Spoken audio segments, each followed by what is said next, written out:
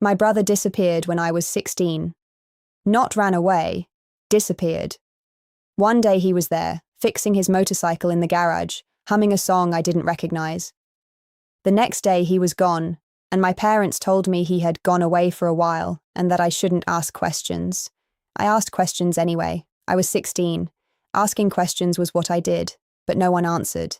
My mother changed the subject. My father left the room. My aunt, my father's sister, the one who lived in the big house on Silver Lake, told me that some things were better left buried. I didn't understand what she meant until I was 32. My name is Lena. I am the daughter of Arthur and Marianne Porter, both deceased, both buried in the small cemetery behind the church where I was baptized. My brother's name was Daniel. He was 2 years older than me. He was my best friend, my protector, the only person in my family who ever looked at me like I mattered. He disappeared on a Tuesday.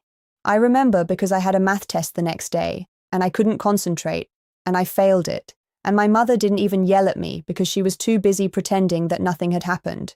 I spent the next 15 years looking for him. Not actively.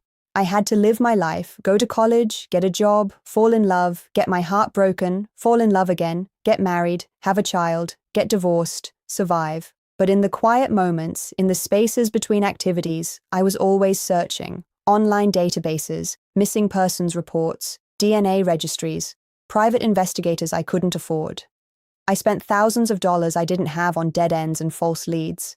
I followed rumors to 3 different states. I knocked on doors. I showed his photograph to strangers who looked away too quickly. Nothing. For 15 years, nothing. Then my aunt died.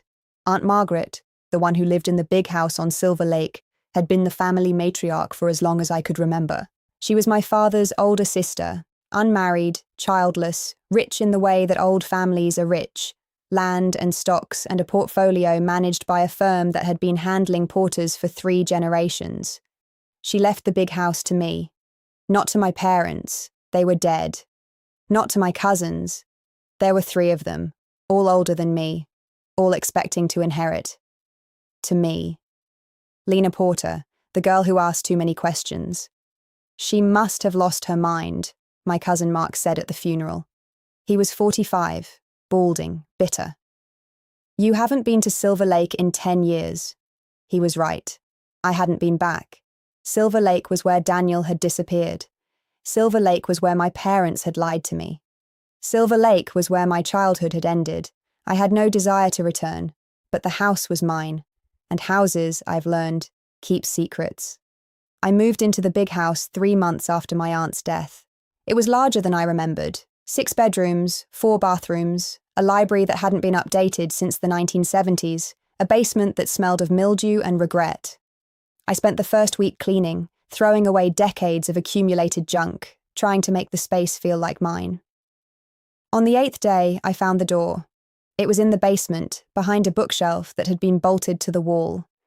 The bookshelf looked like it was part of the structure. Old wood, dark stain, the kind of thing you assume is load-bearing and don't question. But one of the shelves was loose. I pulled on it, just to see what would happen, and the whole thing swung open on hidden hinges. Behind the bookshelf was a door. A small door, the kind that leads to a crawl space or a root cellar. It was locked. The lock was old, brass, tarnished, the kind that could be picked with a hairpin. I picked it. I had learned how to pick locks in college, a skill I'd acquired from a roommate who was training to be a locksmith. I never thought I'd use it. I never thought I'd be standing in my dead aunt's basement, opening a door that had been hidden for God knows how long.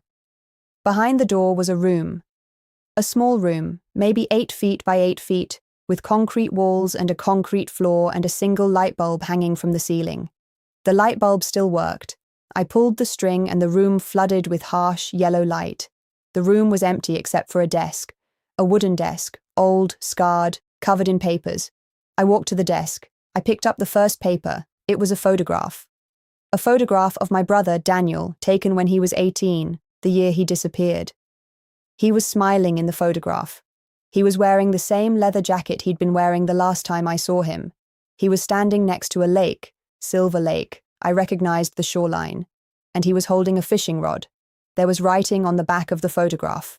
My aunt's handwriting, neat and precise. Daniel Porter, age 18. Last photograph before the accident. Accident. Not disappearance. Accident.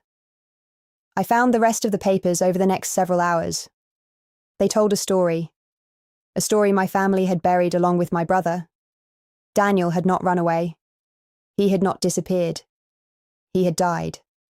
Drowned in Silver Lake on a Tuesday.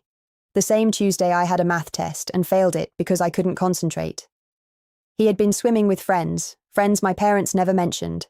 Friends who had been paid to keep their mouths shut. The swimming had turned into a dare. The dare had turned into a tragedy. My brother had hit his head on a submerged rock. He had lost consciousness. He had drowned before anyone could reach him. The police had ruled it an accident. They had filed a report. They had closed the case. But my parents, my father specifically, had not wanted the scandal. The Porters were a respectable family. The Porters did not have children who drowned while doing stupid teenage dares. The Porters buried their secrets.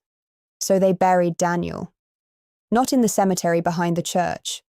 That would have required a death certificate, a funeral, questions. They buried him in a different place. A place my aunt had marked on a map that was tucked inside the desk, folded into a neat square. The map showed a small plot of land on the far side of Silver Lake, land that had belonged to the Porter family for generations. There was an X on the map, drawn in red ink, with a single word written next to it. Daniel. My hands were shaking. My whole body was shaking. I had spent 15 years looking for a man who was dead, who had been dead the whole time, whose body had been lying in unmarked ground less than a mile from the house where my aunt had sipped her tea and knitted her sweaters and told me that some things were better left buried.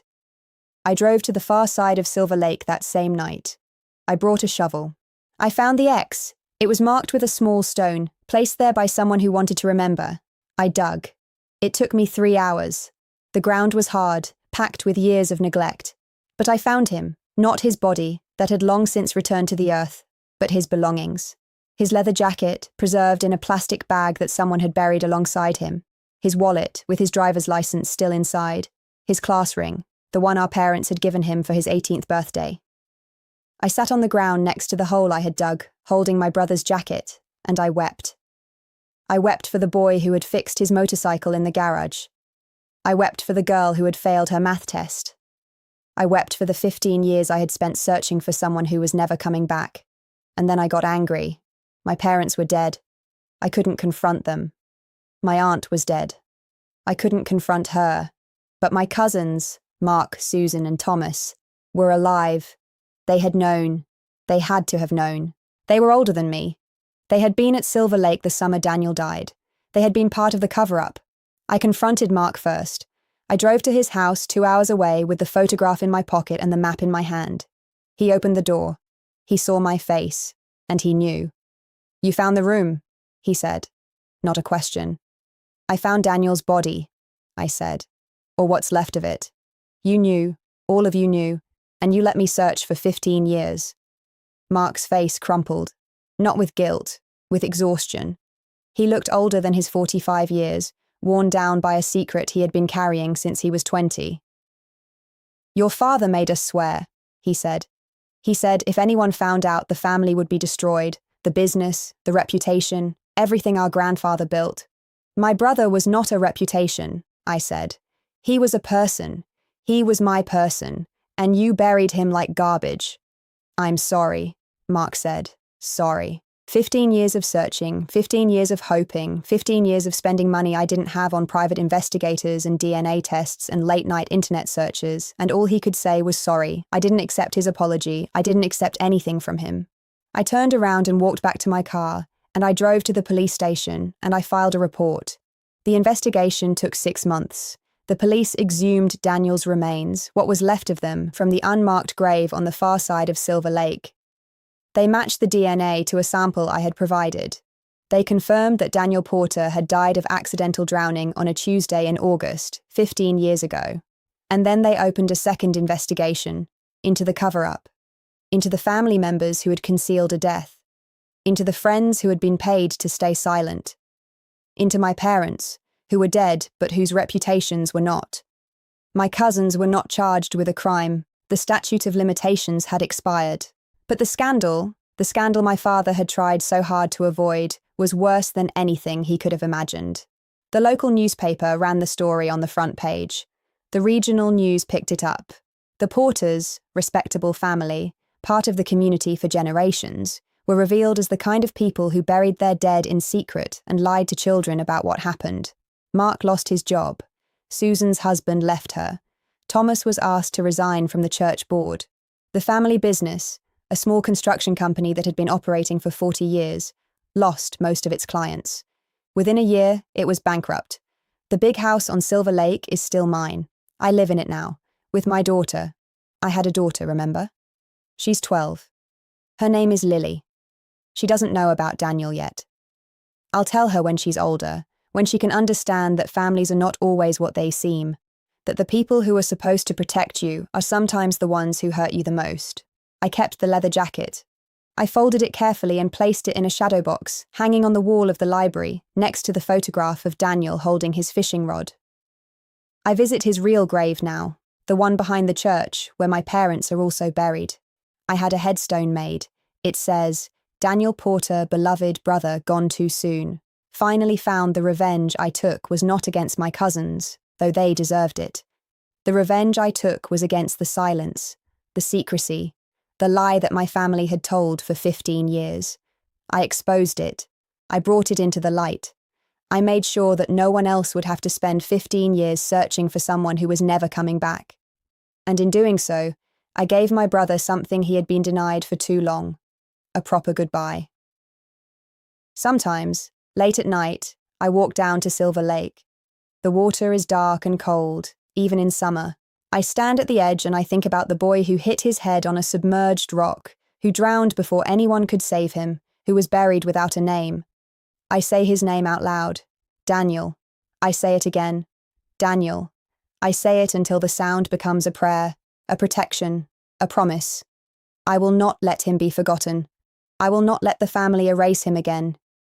He was here, he lived, he loved me, and I will carry him with me for the rest of my life. That's my revenge. Not fire, not blood, just memory.